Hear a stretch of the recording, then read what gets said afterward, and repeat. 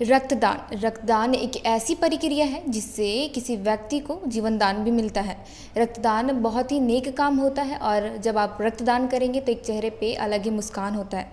इसके बावजूद भी हम में से बहुत कम ऐसे लोग हैं जो रक्तदान के लिए आगे आते हैं और रक्तदान करते हैं, और कुछ लोग ऐसे भी हैं जिनके मन में ये भ्रांतियाँ बनी हुई है कि रक्तदान करने के बाद जो है उनके स्वास्थ्य पर बुरा असर पड़ेगा, जिसके वजह से भी स्वस्थ होने के बावजूद भी वो रक्तदान नहीं करते हैं। तो इन्हीं सब सवालों को लेकर आज हम आ चुके हैं रिम्स के डॉक्टर चंद्रभूषण जी के पास, जो खुद 27 बार रक्तदान कर चुके हैं और लोगों को रक्तदान करने के लिए प्रेरित भी कर रहे हैं, जिसके वजह से उन्हें रक्तवीर के नाम से भी जाना जाता है। तो आइए हम इनसे बात करते हैं। सबसे पहले तो आपका स्वागत है जनचर्चा टीवी पर। सर, जो लोगों में जो भ्रम पला हुआ है रक्तदान को लेकर, उससे जुड़े कई सवाल हैं आपसे, तो आप मतलब बताएंगे हमें, जो लोगों के मन में ऐसा भ्रम पला हुआ है उनको आप कैसे बताएंगे, क्या सुझाव देना चाहेंगे कि ये जो भ्रम पला हुआ है उस पर?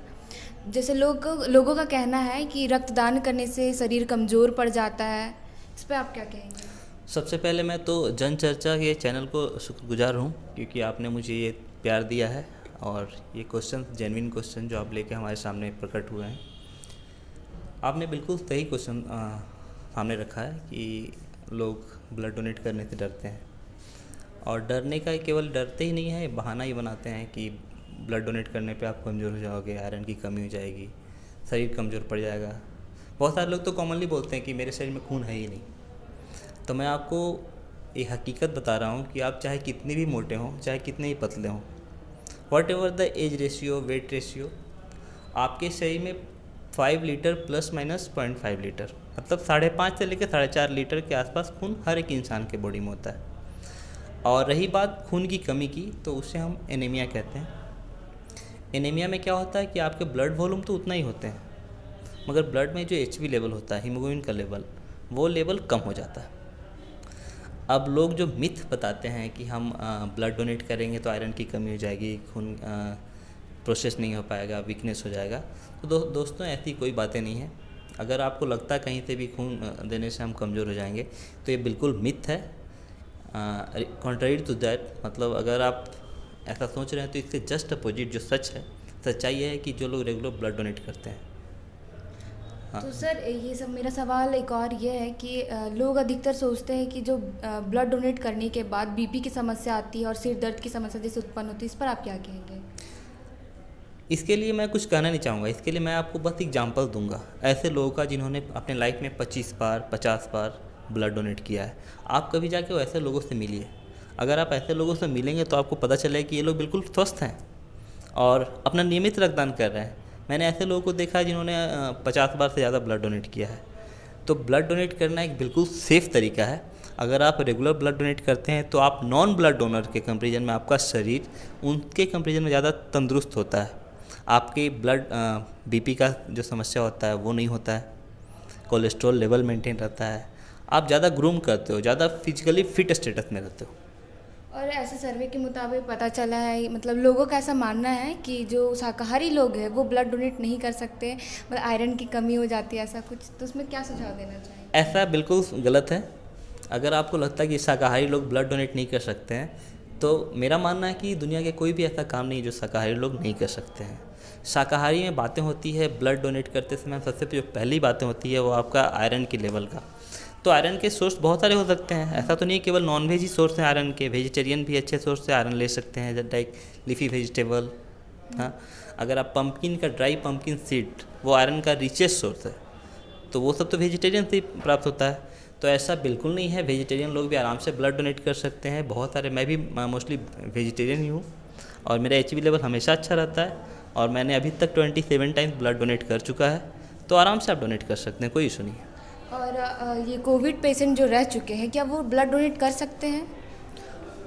देखिए, ऐसा अभी जो रिसेंट गाइडलाइंस वगैरह आए थे ब्लड डोनेशन के, तो पहले ऐसा माना गया था कि जो लोग कोविड से सफ़र किए हैं वो 1 महीने तक ब्लड डोनेट नहीं कर सकते हैं।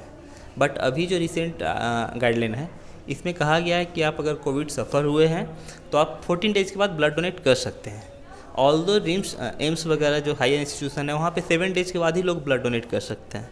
तो आप अगर कोविड से ठीक हुए हैं तो आप आराम से ब्लड डोनेट कर सकते हैं। आप 14 डेज़ के बाद आराम से अपना ब्लड डोनेट कर सकते हैं, कोई इशू नहीं। अब ब्लड डोनेट करने के बाद कोई मतलब तनाव ऐसा कुछ होता है क्या? इस पर आप क्या कहें? लोग अक्सर ये कहते हैं कि तनाव आ जाता है। ये बातें केवल तब तक कहते हैं जब तक वो ब्लड डोनेट नहीं करते हैं। आप कभी देखा है आपने, जब जो लोग ब्लड डोनेट करते हैं उनके चेहरे पे एक अलग से स्माइल होती है। वो तो है। ब्लड डोनेट करने पे तनाव आते नहीं है, तनाव जाते हैं। आपको मेंटल सेटिस्फेक्शन मिलेगा और आप मतलब बाकी जो पॉपुलेशन है जो ब्लड डोनेट नहीं करते हैं उनके कंपेरिजन में ज़्यादा खुश रहोगे। और ये खुशी किस चीज़ की मिलती है, तो आपको लगा कि मैंने लाइफ का सबसे बड़ा दान किया है, मेरे ब्लड डोनेट करने की वजह से 2 से 3 लोगों की जान बच रही है। तो अगर आप चाहो, जानो, सोचो कि आपके एक छोटे से पहल से किसी की जान बचती है तो आपको अंदर से खुशी मिलेगी। और इस खुशी का कोई मोल नहीं होता, ये अनमोल खुशी है जो आपके चेहरे पे आती है। फिर भी लोगों में ऐसा मनगढ़ंत धारणाएं बनी हुई है कि तनाव ऐसा हो जाता है।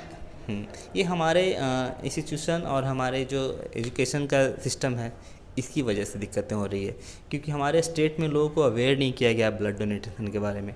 मेरी सरकार से हमेशा रिक्वेस्ट रहती है, गुजारिश रहती है कि अभी जो बच्चे हैं हमारे सोसाइटी में उन्हें आप क्लास मतलब लोअर क्लास से ही लाइक 4-5 से ब्लड डोनेशन के बेनिफिट को आप बताएं और उनमें अभी से ही blood donation, organ donation, eye donation इसके बारे में प्रेरित करें।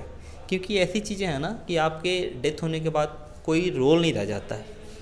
तो बहुत सारे ऐसे डेथ होते हैं जहाँ पे आपके ब्रेन डेथ तो हो चुके हैं बट आपके ऑर्गन्स फंक्शनल रहते हैं। तो ऐसे केस में आप ऑर्गन डोनेशन की बात कर सकते हैं।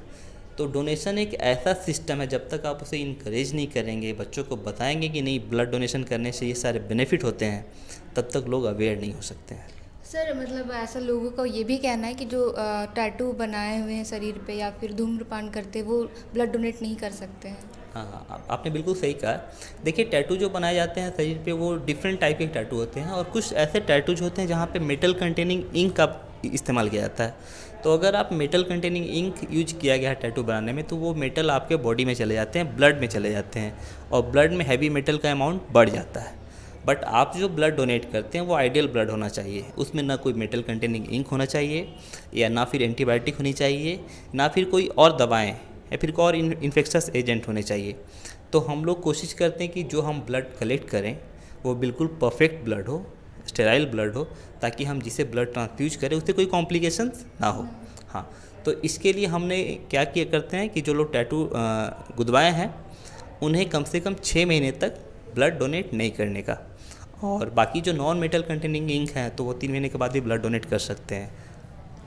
ब्लड डोनेट करने के बाद बीपी पे कुछ असर पड़ता है, जैसे कि बीपी स्थिर नहीं रहता है, ऐसा कुछ लोगों का मानना है, तो इस पर आप क्या कहेंगे? देखिए, ब्लड डोनेट करने वाले को बीपी हमेशा अच्छा होता है। और रही बात, ऐसे तो आइडियली हम लोग 140/90 के बियॉन्ड ब्लड नहीं लेते हैं, बट आप जान लो कि ब्लड डोनेट करने पे जो हाइपरटेंसिव पेशेंट हैं उनके लिए बेनिफिशियल है। अगर आपका BP level increase higher status में है, हायर लेवल पे, हायर ग्रेड में है, तो आप रेगुलर ब्लड डोनेट करें, आपका बीपी कंट्रोल होगा। मैंने बहुत सारे ऐसे पेशेंट को देखा है जो पहले हाइपरटेंसिव पर दवा लेते थे, बट उन्होंने जब उनका बीपी लोअर लेवल पे आया तो उन्होंने रेगुलर ब्लड डोनेट करना स्टार्ट किया और आज वो बिना दवा के बिल्कुल तंदुरुस्त हैं। और बीपी जब आपका हायर साइड जाता है तो आपका वेंटिकुलर रिमॉडलिंग होता है, वेंटिकुलर हाइपरट्रॉफी हो जाता है, वेंटिकल आपके मोटे हो जाते हैं, और ऐसे केस में क्या होता है कि आपके हार्ट पे विपरीत प्रभाव पड़ते हैं। मगर आप अगर रेगुलर ब्लड डोनेट कर रहे हैं तो ये कार्डियक रिमॉडलिंग को भी बचाता है और हार्ट को तंदुरुस्त रखता है। यानी कि अगर आप रेगुलर ब्लड डोनेट कर रहे हैं तो आप में हार्ट अटैक की चांसेस 88% कम होती है। आप समझो कितने बेनिफिट है। जैसे हर 4 महीने में ब्लड डोनेट करना चाहिए हर एक इंसान को? नहीं, हर एक 3 महीने पे एक नॉर्मल इंसान ब्लड डोनेट कर सकता है। और अगर फीमेल है तो मैं उनसे रिक्वेस्ट करता हूँ कि आप बीइंग ए फीमेल आप मतलब 1 साल में 3 बार ब्लड डोनेट करें। बहुत धन्यवाद डॉक्टर चंद्रभूषण जी हमारे साथ जुड़ने के लिए, और लोगों में जो भ्रम पला हुआ है उसके बारे में आपने बताया कि रक्तदान से ऐसे जुड़े जो भ्रम लोगों में है उसके बारे में, कि वो ऐसा कुछ भी ना सोचे रक्तदान से जुड़े। तो ऐसे ही तमाम स्वास्थ्य संबंधित जानकारी के लिए जुड़े रहे जनचर्चा टीवी के साथ। मैं श्रेया रतन, रांची।